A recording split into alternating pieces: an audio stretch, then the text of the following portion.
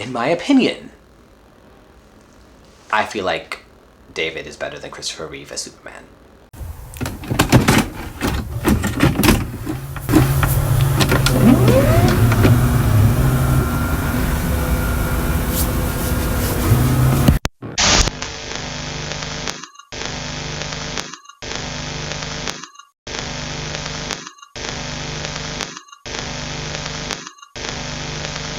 Hey guys, and welcome back to another YouTube video.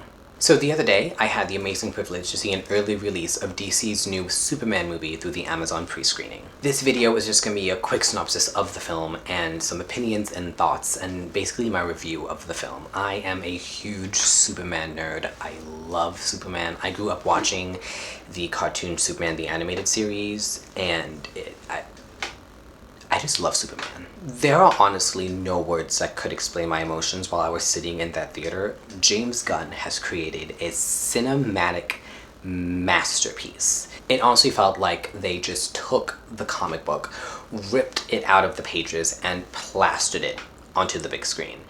It was everything we wanted. It was everything we needed. It was, in my opinion, it was peak superhero. It's amazing given the bullshit that's been coming out of Marvel lately. It was very refreshing to see a rendition of a superhero movie done right for the fans and not just for a big money cash grab, which I personally feel like has been Marvel lately. So it was nice to see something new.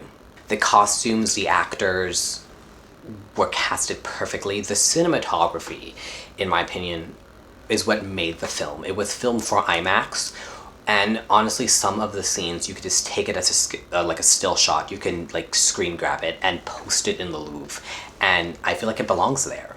David is by far one of the best Supermans that we've had in a very long time. Now, I love Henry Cavill as Superman. The Snyderverse is by far one of my favorite renditions of the DC cinematic universe.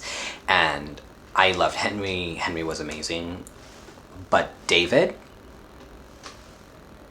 I'm probably gonna butcher her name, but Rachel, I have it in my notes. Rachel Brosnahan. Rachel, you were a fabulous Lois Lane. I actually, when I saw her acting, and I didn't see so much in the trailers, but I really see it throughout the film, it honestly felt like you were the Lois Lane from Christopher Reeve's Superman, and also a bit of Lois Lane from the animated series. She felt like a reporter again, and I feel like it was something that was missing during Amy Adams' rendition of the character, was the reporter. She was very snooty, she had very snide comments, she was quick back, and I feel like that's something that Amy's portrayal missed, and while Amy's portrayal I loved, this just felt more authentic Lois, and it was really nice to see that Lois back on screen. I really appreciated them throwing in Cat Grant. Most people know Cat Grant from Supergirl on the CW, and that is not Cat. I don't like that cat. She had basically like little to no screen time, and I feel like she was thrown in for the fans, for the people who knew her, and this is why I feel like this movie was made for the fans, because of little hints like that, like Cat being thrown in there. Also, Jimmy Olsen, he felt like he was ripped straight from the comic book pages and thrown onto the screen. I'm gonna say that multiple times because that's honestly how I felt throughout the entire film, was that they copied and pasted from comic books, which is how it should be done, and I'm glad that it was actually done that way. I was really surprised by Nicholas Holt's rendition of Lex Luthor, coming off Jesse Eisenberg's portrayal of the character, and how far, in my opinion, that strayed off from the comic book sources. It felt like a really nice, fresh perspective on the character. This felt peak Lex. He had an obsession with Superman, and it honestly felt like Nicholas was doing a Lex Luthor who was going through a midlife crisis, which that basically felt like what it was, and it worked with the rest of the film, it worked with the rest of the characters, it worked the way he was written, everything was just perfect. And so like midlife crisis Luthor, we love. I really like how Holt highlighted, and I really love how the writers highlighted it as well, Luthor's obsession with Superman, with finding out who he is, finding out who raised him, like finding ways to beat him, how he literally studied all his past fights so that he knew his moves, so he knew counter moves to counter that, how he scavenged all his all of his where he's fought till he found a strand of his DNA to copy Superman, so that we had someone just as strong to fight Superman. The obsession Luthor has with Superman has always been there, and it's really nice to finally see a not so much of a different portrayal of a psychotic obsession. It's honestly giving like, why are you so obsessed with me? Which I think that's a line Superman actually said in the film, which is kind of funny. Despite all the praise that I've been giving this film, I have two main issues with the film. One can just be thrown to a matter of opinion, while the other I feel has a more grounded sense, especially when it comes to how comic book accurate, in my opinion, this film has been, how authentic the characters have been to the original source material. Superman was not, has not, and will never be sent to destroy Earth. That was one part of the film that really kind of pissed me off when they revealed the second portion of his parents' message that was damaged when he crash landed on Earth from Krypton. How his mother called Earthlings stupid, and how he was made to rule, and like he should like grow Krypton from it. I did some research, and I could be wrong, and if I'm wrong, please point me to the comics, because I looked and I could not find a single comic in which it states that Superman was sent to procreate with the people of Earth to rebuild a new Krypton. From what I remember, he was family sent him to Earth to protect him from Krypton literally exploding from the inside. While it fit with the overall aspect of the story, and if you were to take that out, I personally feel like the story would fall apart and collapse, I really didn't like that. It was essential to the plotline, it was essential to the story, and without it, it would be nothing. And so I appreciate that aspect of it. Turned Superman from his parents wanting him to be like his parents always wanted him to be good. How do I say this? In my opinion, it made Superman that Boy Scout. It made Superman that American boy, because it's now turning into that he chose to be good. He chose truth, justice, and the American way. He chose all that. That was a personal choice from him, and not something that he was inspired by his parents because of the message that they sent to him before Krypton was destroyed. So I really appreciate that aspect of the film, and while it did rub me in the wrong way, no, what am I kidding? I still don't like that. No. But if you guys disagree with me, just comment down below and tell me your thoughts. My thoughts, however, will remain the same. I also really like the introduction of Bavaria. So I remember there was this comic book store in New York where I grew up. And I don't remember the name of the comic book store, but I remember being there one time with my siblings and my parents and reading a Superman comic about Bavaria. And from what I remember reading other comics and doing some research online, when I saw it in the trailer, I knew exactly what country they were doing. They didn't mention it, but I knew that's what they were doing. I did some research on Bavaria, and I'm probably pronouncing it wrong, but there has always been a political issue when it comes to Superman intervening into that country. And as someone who loves politics and Superman, I always was drawn toward those stories because it mixed two things that I really love together. I really like how they did it. They did it justice. They did it well.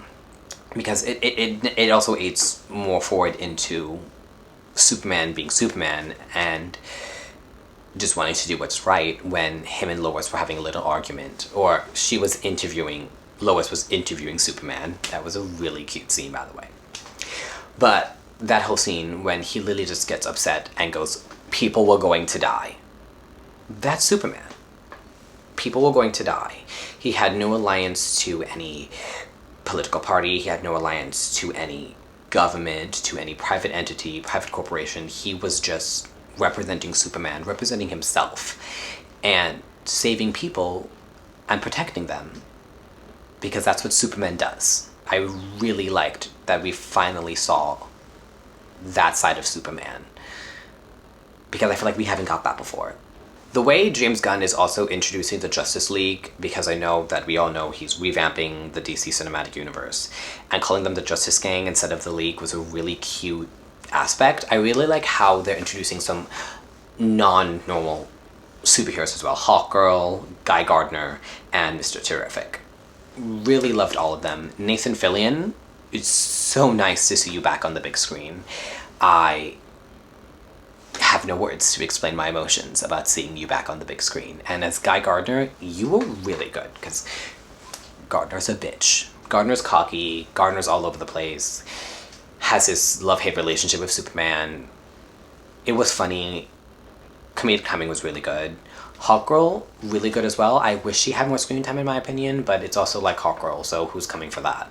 It was also nice to see Mr. Terrific. The scene on the beach when they were going toward the portal where Superman was taken into, and just seeing Mr. Terrific fight on screen when I've only ever read that in comics, and seeing it done so well and so accurate, and so it's the shots, how the shots were laid out, the music was funny in the background, but if you really just studied how he was fighting, it was ripped off the pages of a comic book. Another aspect that I really liked is that we were able to skip the whole origin thing.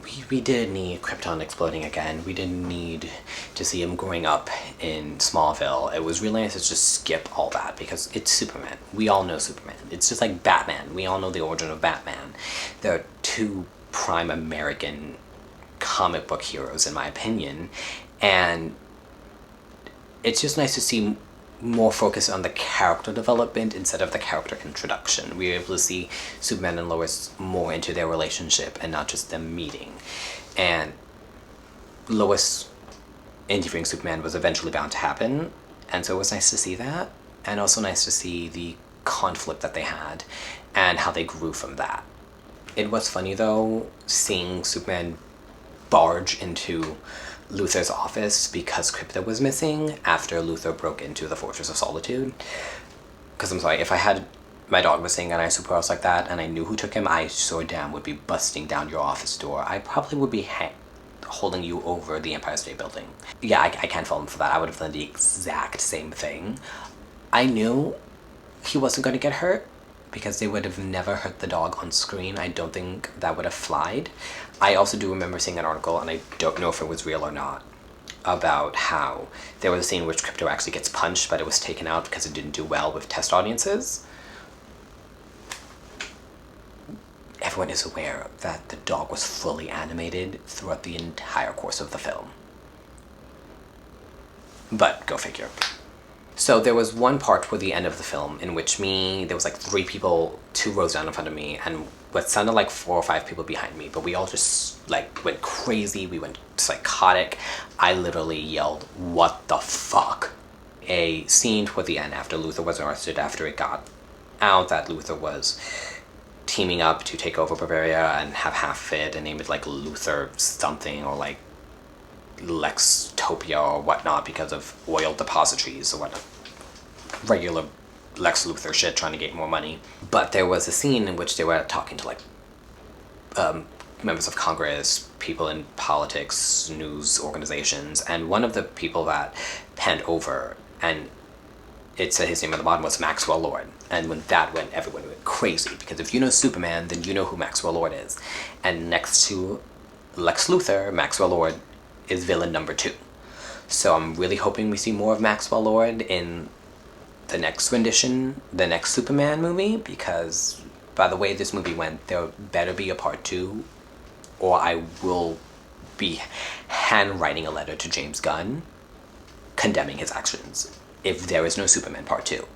Overall, the movie was amazing. 10 out of 10. 100 out of 100. Best movie, best movie, best movie.